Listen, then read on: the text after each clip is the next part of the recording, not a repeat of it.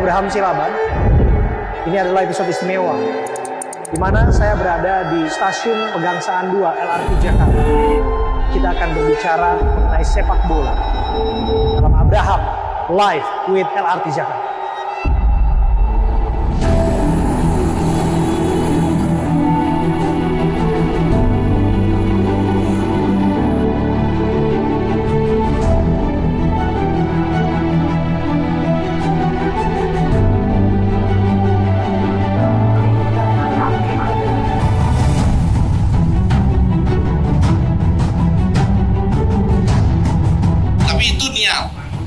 Karena kita lawan Indonesia lawan Irak, ada VAR. Sepanjang pertandingan tidak pernah wasit maupun wasit VAR memanggil VAR. Si Fakompo Udom. Oh, selama dia pegang VAR, Indonesia mati angin. Asal mana? Thailand. Tapi host punya preferensi nggak? Pelatihnya siapa berikutnya? Kalau Pak Roberto siapa pelatih berikutnya? Kalau saya pilih orang Korea tapi yang lain. Iya, Bang Rocky mungkin paham nih kan? Iya. Apa namanya itu ini Bang, genre atau apa gitu? Kalau saya nggak pernah. Serius? Saya langsung di lapangan aja langsung kerja.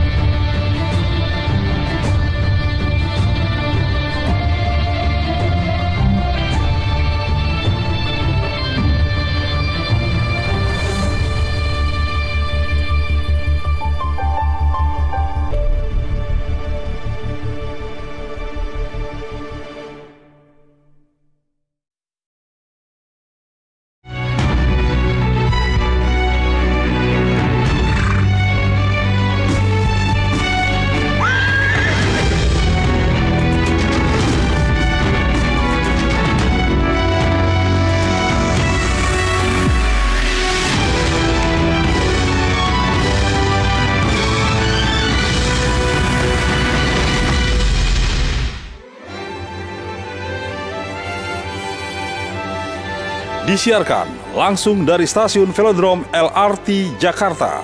Inilah Abraham Live with LRT Jakarta.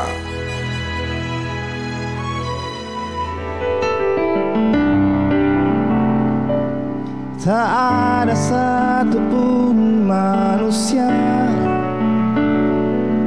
yang pernah disinggahi masalah. Mungkin inilah cara yang Kuang Kuasa menjadikanmu lebih dari dewasa. Senyumlah, syukuri hidupku, tunjukkan pada dunia bahwa kau mampu. Masih banyak yang lebih susah hidupnya. Senyumlah, syukuri hidupmu. Senyumlah, syukuri hidupmu. Katakan pada dunia bahwa kau mampu. Masih banyak yang lebih susah hidupnya. Senyumlah, syukuri hidupmu.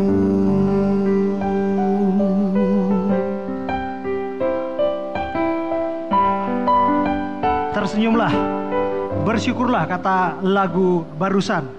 Namun bagaimana caranya tersenyum bila mimpi besar kita kembali tertunda?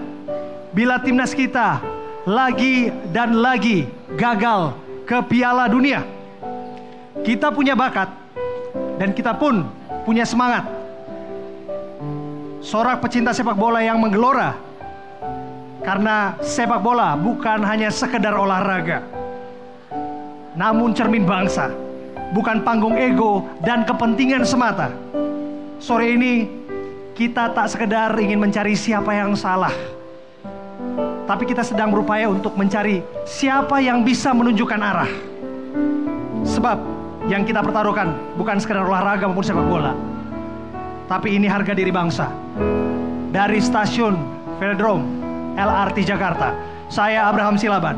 Inilah kemana arah timnas kita. Oh, senyumlah, syukuri hidupmu. Tunjukkan pada dunia bahwa kau mampu. Masih banyak yang lebih susah hidupnya. Senyumlah, syukuri hidupmu. Senyumlah, syukuri hidupmu.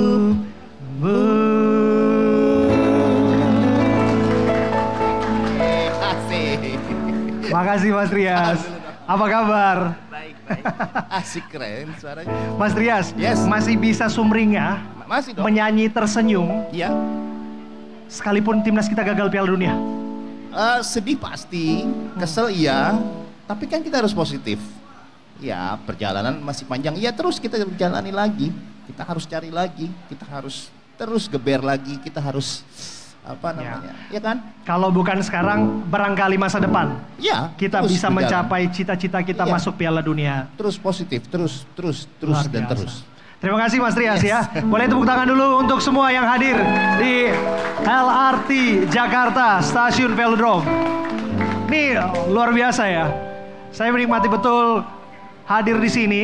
Abraham Live with LRT Jakarta, dan kali ini kita membahas sesuatu yang menarik karena kita bicara bahwa yes, kita terganjal di Piala Dunia, tapi di sini kita akan mencari kemana arah timnas kita. Tanpa berlama-lama, kita langsung panggilkan narasumber kita yang istimewa. Saya akan panggilkan satu persatu yang akan duduk di meja bundar bersama saya, Abraham Silaban. Yang pertama, narasumber yang satu ini punya ciri khas rambut yang merah ketika dia masih menjadi pemain bola. Bukan karena ikut tren Korea, bukan karena tanda pemberontakan, tapi ini peringatan biar kelihatan serem depan bek lawan. Dulu di lapangan nyerang dari depan, sekarang nyerang lewat kata-kata dan omongan. Sekali dia bicara, federasi langsung ketar-ketir. Siapakah dia? Langsung saja tepuk tangan meriah untuk Bung Rocky Butirai.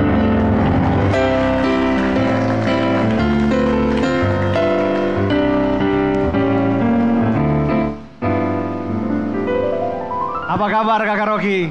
Puji Tuhan sehat. Sehat? Luar biasa. Selamat datang di LRT Jakarta ya. Udah pernah naik LRT sebelumnya? Baru tadi Baru tadi. Gimana rasanya? terlalu santai. Terlalu santai. Santai tapi ada arahnya. Tapi kalau timnas kita ada arahnya nggak? Sekarang ini? Saat ini belum. Saat ini belum? Oke, kita coba cari nanti ya kemana arah timnas kita. Tapi silakan duduk sekali lagi, Bung Rocky Butirai.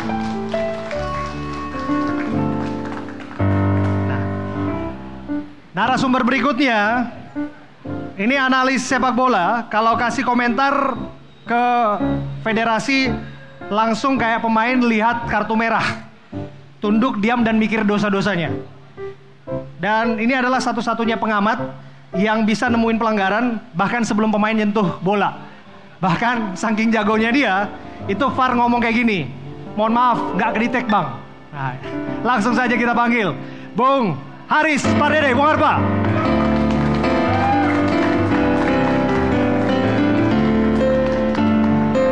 Selamat datang Bung Harpa. Gimana cuaca di Jakarta hari ini? Hujan? Berkah? Ya. Tapi apakah berkah buat timnas kita? Ya mudah-mudahan, karena walaupun kita kemarin gagal di round 4, tapi harapan itu mudah-mudahan masih ada. Karena tadi saya lihat di situ ada yang main bola. Oke, artinya? Artinya walaupun hujan lebat, Ya. kemudian gak ada lapangan bola, tapi semangat mereka masih ada. Itu di situ, orang itu bolanya masih ada tadi kalau nggak salah ya. Ini memang luar biasa. Tadi kan kita memulainya dengan nyanyi dan lagu-lagu ya. Iya. Karena pada prakteknya kita masih bisa senyum sumringah sekalipun kita gagal tampil di Piala Dunia. Tapi nggak masalah lah ya. Tapi Siap. lepas dari itu ada pesan-pesan yang akan kita bicarakan di sini. Siapa nakhoda timnas kita ke depan? Barangkali Bung Harpa sudah punya jawabannya. Nanti kita diskusikan. Silakan duduk Bung Harpa.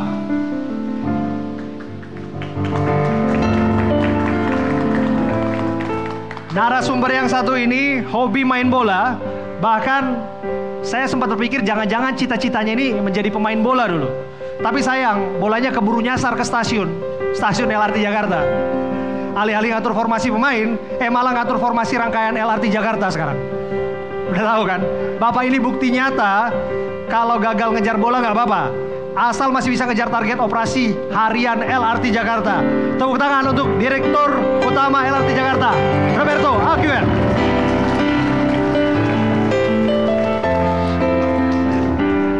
Pak Roberto, apa kabar?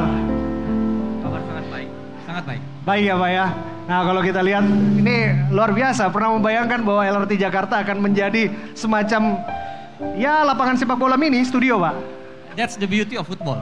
Beauty of football Bisa ya? kita bicarakan di mana saja, dengan siapa saja. Iya. Jadi banyak yang nanya kepada saya, Abraham live di LRT Jakarta, kok iya ngomongin sepak bola? Nah, figur inilah satu-satu yang bisa menjawab kenapa kita harus mengangkat tema ini.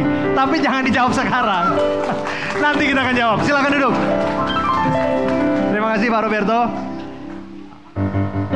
Nah, siapa lagi ya? Nah, kalau yang satu ini profesor komunikasi. Tapi kalau ngomong bola, teorinya bisa ngalahin Pep Guardiola. Ini profesor kalau debat bola bukan mempertanyakan kenapa kita bisa kalah, tapi apa pesan komunikasi di balik kekalahan itu. Siapa dia? Langsung saja kita sambut Profesor Effendi Ghazali.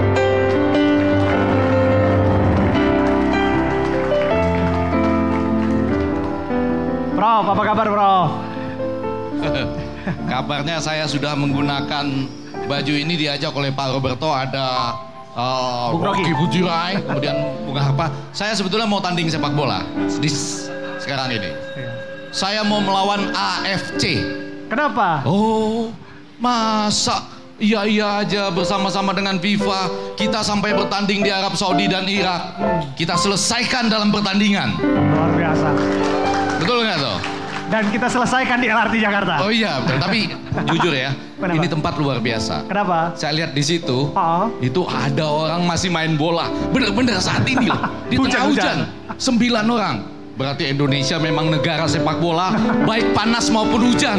Luar biasa. Dan terima kasih Prof. Ege. Mau apapun musimnya, musim kemenangan, musim kekalahan, ya saya yakin lah kita cinta timnas, betul? Kita cinta, timnas Garuda kita harus dukung terus. Dan yang terakhir, yang ini atlet lintas cabang, cita-citanya dulu menjadi pemain bulu tangkis. Malah sempat main bola, bela timnas kelompok usia. Langsung saja kita panggil Syamsir Alam.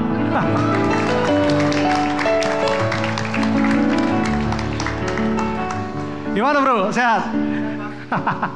Luar biasa. Jadi sekarang aktivitas? Ngelatih sih, masih nggak jauh-jauh dari sepak bola. Oke. Gitu. Ya, tepuk tangan untuk Syamsir Alam, silakan duduk. Iya, ini luar biasa ya. Narasumber kita sudah hadir di sini. Sekali lagi tepuk tangan untuk seluruh narasumber kita.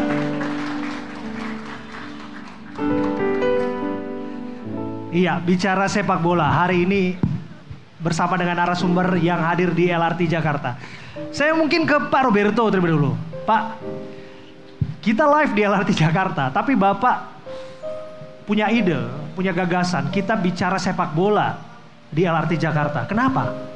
Iya, sepak bola kalau kita bicarakan arah ke depan, berarti kita ingin mendapatkan pemain yang tekniknya bagus, fisiknya bagus, intelijensianya bagus. Tapi kita juga ingin memiliki pelatih yang antisipatif, strateginya tepat untuk semua kondisi. Nah, itu tidak cukup. Ekosistem di sekitar sepak bola harus sangat mendukung. Kepemimpinan, leadership di asosiasi penting, lingkungan bisnis penting, supporter sangat penting, masyarakat luas sangat penting.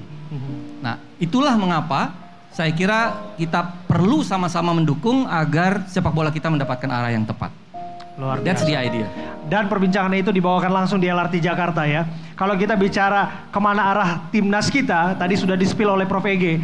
Yang jelas arah LRT Jakarta sudah kelihatan ya Prof ya? Sudah kelihatan. Nah, apakah timnas kita akan kelihatan juga? Nah, yang saya suka dengan LRT itu adalah sebetulnya peradabannya. Karena saya mau bicara nanti arah itu peradaban bola.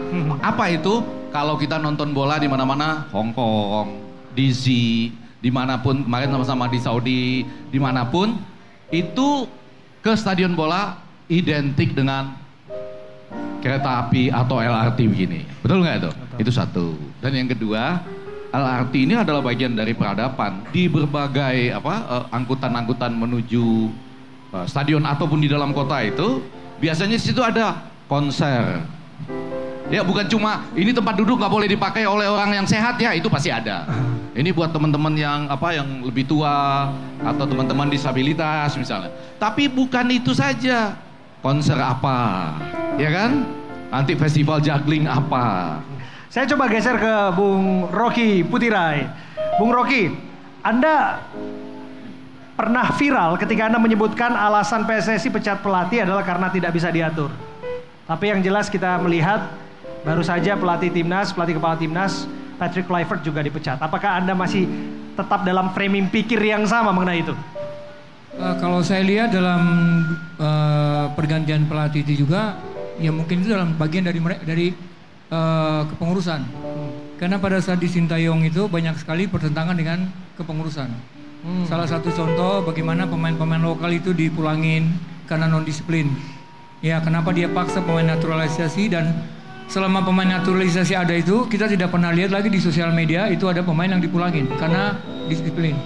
Nah pada saat progres ini sedang berjalan, memang membangun sesuatu itu kan butuh waktu. Dan saya tahu juga Sintayong itu juga bukan orang yang gampang diatur. Karena dia bekerja, usaha kerja kerasnya itu sampai bikin dia jadi pelatih terkenal. Dan mungkin karena memang berselisih paham itu yang bikin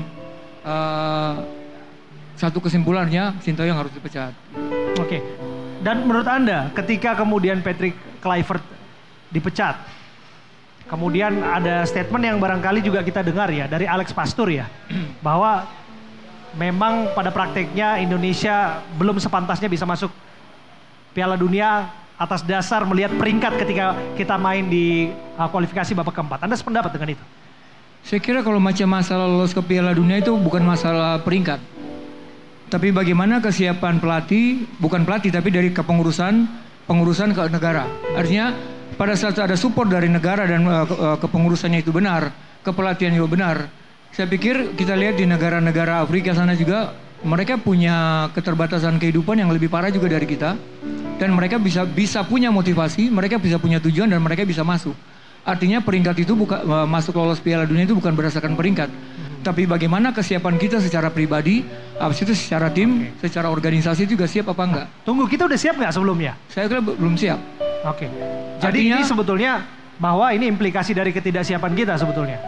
Ya sekarang bagaimana bisa siap? Sintayong untuk bikin kita naik dari peringkat bawah sampai 100 itu butuh 3 sampai 4 tahun. Terus bagaimana Patrick bisa bikin cuma dengan 3 bulan sampai 6 bulan bisa dalam 2 pertandingan bisa bikin kita lolos. Itu ya sebenarnya sih memang ada, tidak ada yang mustahil bagi orang percaya, gitu loh. Tapi amin. Hal itu dia sendiri datang tidak percaya kok. Maksudnya dengan apa yang saya alami sebagai pemain bola, satu hal yang paling susah diatasin seorang pemain bola itu adaptasi. Sehebat apapun pelatih, walaupun dia pegang dalam kurun waktu 6 bulan sampai 1 tahun, itu tidak bisa menghasilkan tim yang luar biasa. Tapi yang mau saya tanam di sini, dengan pergantian pelatih, konsekuensi itu saya pikir pengurus juga sudah tahu. Pengurus sudah lihat itu, hasil baik buruknya mereka sudah tahu. Jadi untuk pergantian pelatih juga mereka sudah tahu. Jadi saya pikir untuk ke depan, yang kita butuh bukan orang pintar di sepak bola, tapi orang jujur. Orang yang punya hati, bagaimana kita mau juara, bagaimana kita mau prestasi. Saya ke Samsir ya, sebelum nanti ke Bung Harpa. Siap. Anda punya pendapat yang sama? Sebetulnya bahwa oke, kita punya peluang, tapi pada prakteknya peluang itu sirna tiba-tiba. Menurut saya kalau lihat dari semenjak Sintayong pegang kita di kualifikasi Piala Dunia, menurut saya semakin hari tim nasional semakin membaik. Ketika kita mau menghadapi pertandingan berikutnya pasti ada pemain tambahan lagi, amunisi baru. Menurut saya sepertinya secara tim, secara pemain kita mungkin sudah siap buat main di Piala Dunia. Gitu, karena ya kita lihat udah hampir sedekat itu gitu. Tapi yang saya bilang contohnya Indonesia itu lagi ada di satu peperangan. Peperangan yang tidak pernah kita menangkan sebelumnya. Kita udah hampir menang nih. Tapi kenapa tiba-tiba di tengah jalan jenderal pemimpinnya diganti? Ya bingung lah pasukannya. Jadi Anda ada di barisan kelompok yang sebetulnya sakit hati ketika STY harus out waktu itu? Bukan sakit hati, saya nggak ada di kelompok mana-mana. Saya selalu berpihak sama pemain. Saya nggak ada di pihak A, nggak ada di pihak B. Tapi saya salah satu orang yang tidak setuju pergantian pelatih di tengah-tengah itu. Apa alasannya juga saya nggak tahu. Berarti Anda menyoroti peran dari federasi dalam kegagalan timnas kita maju ke Piala Dunia. Iya, kenapa enggak? Kenapa diganti? Kenapa jenderal di depan itu diganti? Ya pasukannya bingung lah. Bung Harpa, kita balik kepada romansa saat Sintayong kemudian melatih timnas kita gitu. Apa kita ini cari pembenaran? Wah ini tuh karena Sintayong diganti maka kita tidak bisa masuk Piala Dunia dan sebagainya gitu. Bagaimana menurut Anda sekarang melihat suasana batin supporter kita? Ya, terima kasih. Pertama-tama sepak bola ini kan sekarang kalau saya lihat ya, terutama dalam mungkin 2 tahun terakhir ini jadi hiburan yang paling menarik ya. Jadi di tengah kekalutan semua masalah ya, cari BBM bagus susah ya kan dan lain-lain. Ada hope di sana. Itulah yang dihadirkan Sintayong. Sintayong tidak pernah mengatakan dia pasti akan bawa tim ini ke Piala Dunia. Tapi seperti yang tadi Bung Samsir katakan, kita sudah on the track kok gitu. Kita sudah, jangan lupa kan orang ada yang mengagung-agungkan ini 6 pertandingan 6 poin. Ini 4 pertandingan 6 poin. Nanti dulu. Kalau kita bicara di situ kita lihat akhir tahun lalu kita tutup dengan senyum. Peringkat 3 loh kita. Hanya 1 poin dari Australia di peringkat 2. Hanya 1 poin dari lolos otomatis. Dan kita sama Saudi 2 kali kita seri dan menang. 1 sama di Saudi dan 2-0 di GBK. Dan saat berangkat ke Saudi di pesawat itu saya sudah ngebatin, we only need 1 point. Karena itu adalah stage tertinggi kita saat itu. Jadi mungkin Bang Rocky nanti bisa nambahkan sebagai pemain itu di stage yang paling tinggi pasti kalau dia bisa melewati halangan yang pertama mungkin akan lebih gampang. Dan ternyata we brought 1 historic point. Dan kemudian kita bisa main seri lawan Australia 0-0 yang kemudian kita dibantai 5-1 di Allianz Stadium. Dan kemudian intinya kita bisa 2 kali lawan Saudi tidak terkalahkan, bahkan menang 2-0. Menang tidak kebobolan loh. Nah artinya kalau tadi sedikit saya mau bukan mengcounter ya, hipotesa yang mengatakan kita tidak layak masuk Piala Dunia. Loh sama Saudi kemana kita bisa menang dan seri kok.